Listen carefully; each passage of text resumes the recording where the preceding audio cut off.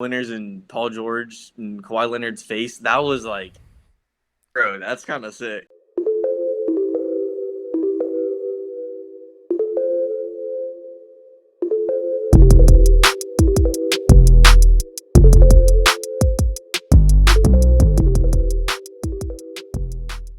Welcome back, everyone, to the GameTalk podcast where we talk sports, video games, and whatever's on our mind, man. So today we got special guest, Suns fan Lex Pounds. How you doing, man? I'm doing pretty good. It's an honor to be on. Been watching the videos. We've been talking about it for a while, and we finally got it happening. So pretty excited. Yeah, I mean, you're a big NBA fan. I know my stuff about the Hawks, and I try and keep up with the league as much as I can. It's fun to watch when there's no football on, really. And yeah, let's get right into Mhm. this podcast. So, first off, like, how'd you become a Suns fan, really? So like my dad's side of the family, like they live out in Arizona and like Phoenix. And so when I was younger, like going like visiting, uh, and just like being like a smaller, like I played basketball when I was younger, and like being a smaller player and like just watching Steve Nash to be like, oh okay, so like there's a possibility. So like he was kind of like my favorite player, and then like him and Amari Stoudemire, like they were going off, and then I mean ever since then it's been kind of a patchy Yeah, to say the time least, being a with the Suns fan. drafting. Yeah, but I mean, recently, ever since Booker gave us a little hope, and then Aiton, and then obviously he's off-season trade, so helping out. I mean, got some veterans, Yeah, to go so back on your statement, that was probably my favorite team in 2K to play with was that '07 Suns team. Oh man, with Steve Nash and Amari, they could run the floor in seconds. I mean, when you can run pick and roll, it's like so easy. Then you have like a just a straight Hall of Fame dimer, and then you Yeah. have like a Hall of Fame flasher. Just it just kind of works out well. So Yeah, and good other combo. players like Sean Marion was a great role player on that team, I remember. Have you ever been to a Suns game in person?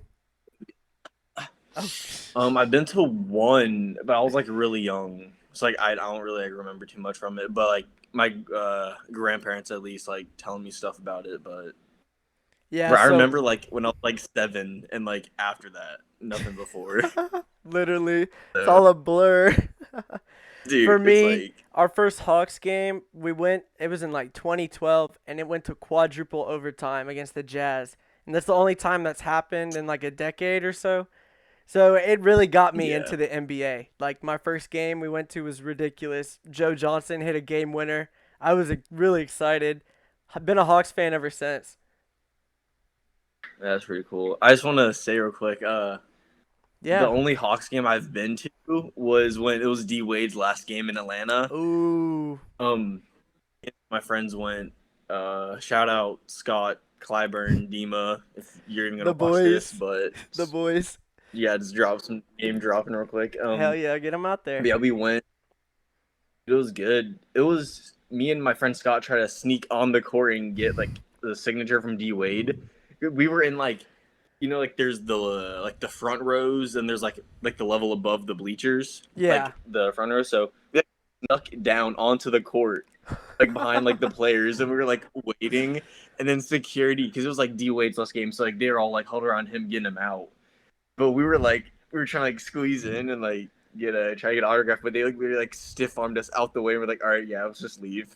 Like, Dude, you guys be doing the most. That's funny though. When I was at my last Hawks game, was right before the pandemic hit on my birthday, like February 26th, and I tried to do the same thing you did. I went up to Dominique Wilkins and I like kept tapping him on the shoulder. I was like, "Dude, yo, yo," and he just kept ignoring me. So we got a picture with the announcer instead. I'll put that up on the podcast later. Show y'all. It's kind of funny. Talk our first NBA news right now if you want, unless you have something else you want to say real quick. dude, we can jump straight into it. Let's get it. All I'm right. ready. Yesterday was big Martin Luther King Day. There's a lot of games started at 2:30 with my Hawks actually taking on the Timberwolves, and we finally got a win. We've been losing a lot, and Trey Young's been cranky. I don't know his issue. I don't know what's up with him. But yeah, it's good to see the Hawks are finally back in swing. It took them a bit, but I don't know about Trey Young right now. He's kind of He's looking rough. Dude, I was telling you, like, it's the Migos shout outs too early, bro. His rookie season, he was getting the shout outs, and then that's got into his head, I think. And now he's like, thinks he's already here, so he's like, like, all right, whatever. Like, he's probably like being cranky like that. And then, um, he's obviously like a really good player. He's really young. His ceiling's really high. Yeah. Obviously, him, uh, Collins at center, that right there, good dynamic duo point, and then stretch player in the post. But I mean, yeah, it's from what we've seen so far. This like first like 16 games of the season. I mean, could definitely go up from here, but things continue kind of at least with a attitude train. It can also be a very long season, so Yeah, my it's have thought to is get. our head coach can't really talk to him like that. I don't think Lloyd Pierce is the really an instigator type. I feel like Trey Young kind of walks over him. He's like, "Well, I averaged 30 points per game last year, so I can play how I want." I mean, I can definitely see if he's like starting to already take like a superstar role in the league, where it's kind of like he's already starting to think like some dudes like Anthony Davis, like in the first like 5 years at team, they're like, all right, I'm here. I want to go. I want to bring like to this organization. But then it's like after seventh, eighth, ninth year, and then it's like, all right, are we even gonna be able to get there? Like with our front office, with anything else? So it's like he just stays in a good like mindset because if like it can be a very long season if like let's say like is already like oh I'm done and because there's a lot of hype too coming in because Rondo coming in adding leadership you know I don't really know any what was Rondo who else did y'all get Well, we got in the the off Bobong Bogdanovich. That was pretty big, but he's hurt right now. Danilo Gallinari, who's also hurt, and Chris oh yeah Dunn. Gallinari Chris yeah Dunn is also hurt. We have a ton of oh dude free y'all got the agents injury that are bug just right now injured. Yeah, it's looking rough. But the thing is, it's like, why aren't we playing good? Because this team that we had that's in right now is the same team last year that they have chemistry. So it's like, why are we still losing? We should yeah know this. yeah I'll also say Phoenix Suns three dudes on the restriction list that doesn't Mm-hmm. really help Yeah. and then obviously um Injury oh bug my bad I just starting tripped real quick early. yeah it was like injury bug and like just like the reserve list doesn't really help anything and then our rookie I think he has like an ankle injury Oh shoot, uh that's not good. yeah that's what I've heard like the past like 3 days I haven't really been like deep in it but uh been hearing stuff here and there at least but yeah high hopes though for this season too for the Suns. I mean, starting off hot, Yeah, so I guess that's a and good then segue oh, for us. If you want to talk about your son's team, really, I haven't been paying attention as much. I know you got Chris Paul, and that kind of set your team back in the pace because you guys were like first and or third in pace, I think, last year, and now you're ranking last. But I think that's just Chris Paul, and he's an older guy. yeah. Well, I mean, from like statistic wise, it's a much better start than past couple seasons. I Okay, will that's say good. fourth in the West. I'll definitely take fourth in the West right now, 7-5. Yeah, you guys are used to the Uh, eighth seed. I mean, that's what I remember most from the Suns. dude, like not even, bro. Just like sometimes, like it's been a while, just like missing playoffs, just Yeah, like being like three teams down. So it's like being Hawks out from fan been afar, kind of but spoiled here. We make the playoffs a lot. I noticed that, but we don't win much. yeah, But I there's, see I where you're mean, coming from. It's like a team like the Browns who's had a long playoff drought and their fans finally get that experience. And you guys got the bubble experience last year. well, I mean, definitely the play in games helped a lot. Dude, we went 8-0. That was crazy. I didn't expect any of that. I And don't. then we I got didn't Devin see Booker that coming. and game winners and Paul George and Kawhi Leonard's face. That was like, bro, that's kind of sick. Like, Yeah, Booker we became come a. in here. He proved himself like that. He's a big name in this league after that bubble run. Yeah. Well, dude, a lot of players had a big bubble run. That was Like also Aiton like in, stepped up and proved he was worth that high draft selection. yeah. Just like in general, like, uh, who was that dude on the Pacers? Oh, Who, that TJ joined. Warren. Oh yeah, TJ Warren. They were like, oh, Michael Jordan. And I was like, what? I was like, bro. you've watched him play. You're like, he does this. He'll play good, and then he'll just I mean, like, I was like, disappear. bro, bro, he's aight, but like, bro, like, trying to compare him to Michael Jordan because of like a 5 game run, then he got smacked by Jimmy Butler. Like, holy fuck, Jimmy Butler's his dad, basically. dude, yeah, he took legal custody for like that, for For that, the playoff run, totally. The Pacers, I mean, they're a team that we play a lot in the East, and they're pretty good. I mean, T.J. Warren from you guys, and I don't know why he didn't develop with y'all. I mean, he seems to be a good like 3-and-D type player, but you guys don't need him because I'm gonna segue into this. I know you wrote him down in your notes. Michael Bridges is just a really good player from last year that everyone slept on. yeah, honestly, I mean, like, we got him Villanova, obviously going. He won like 2 chips in Mm-hmm. college. It's not like they don't. He doesn't like he's just a rookie. Just like, oh, doesn't really know how to win. Like, he's been at a winning program in college, obviously developing as a player, and like obviously at Phoenix at least because we weren't really like as competitive a couple years ago. Because like we just didn't have that much depth, and then obviously draft picks was like it wasn't really working out too well. I mean, we just got like random like foreign dudes. Say though, Yeah, like players like Warren. Josh Jackson and Dragon Bender. I see what you mean. Like you haven't had many good picks in a while, so it's good to get someone like Bridges. I mean, dude, Josh Jackson was like, uh, that one. It was promising because he was good in college, and then he just had like off the court issues.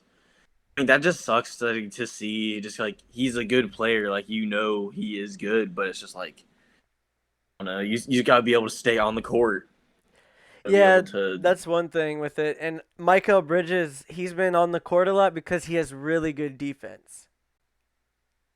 Yeah, he's a good perimeter defender, I would say. He's kind of lanky. He's got like long arms. It's kind of like code. That's your typical NBA Like defender. Yeah, you want long like wingspan. You want to be able to tip balls, get steals like that. athletic. Yeah, I mean, like you like his first like 2 seasons, it was like I mean like obviously you knew he was a good player, but yeah, it was like yeah him like developing, and then last season definitely, especially in the bubble, everyone just kind of stepped up. Monty Williams, though, I think I'll give him the most credit as the head hire coach. I think he was assistant at the 76ers, Okay. and he came over and changed the culture because he was like, all right, we're adapting how we play around what we have. That's why we were super fast because we had young dudes Yeah, you guys led the could league in literally pace, run I think, basically. back and forth. Um, Also, though, whenever we acquired CP3, it hurt our pace. Like you were saying, now we're like one of the last teams because yeah, we got rid of Jalen LeCue, Ellie Oubre, and Ty Jerome, 3 like fast place fast pace players. I mean, he's got the Um, Oubre jersey on right now. yeah, dude, that hurt, bro. That did I hurt. know. He's not playing good on the Warriors, so he might have fit well It's better with you guys. a brick squad Yeah, for he's like Golden 30. State. He's Well, because 13% from three right now, like something like that.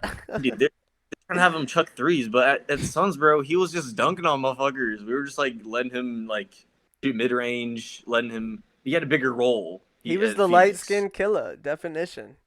He was Yeah, coming yeah. for you.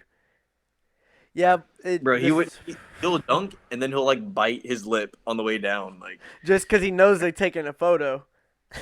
it's the highlight, like the slow mo, and he's sitting there just like on the way down. Bam. Yeah, Dude, that could be the thumbnail for the video. That'd be great. Let That'd me be funny. see. Anything else? You said CP3 and Aiton have a great combo. Is it like him and Blake Griffin, him and DeAndre Jordan kind of? Yeah, that was my prediction when I heard about the trade. I was like, all right, we got a good young developing big DeAndre Ayton from Arizona.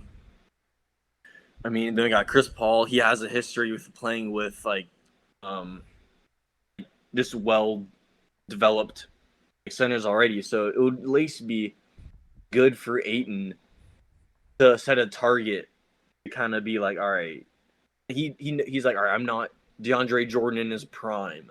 Like I Mm-mm. wouldn't assume he would like, make that correlation with himself yet. Nah, Obviously, he's totally a good player. not. Yeah.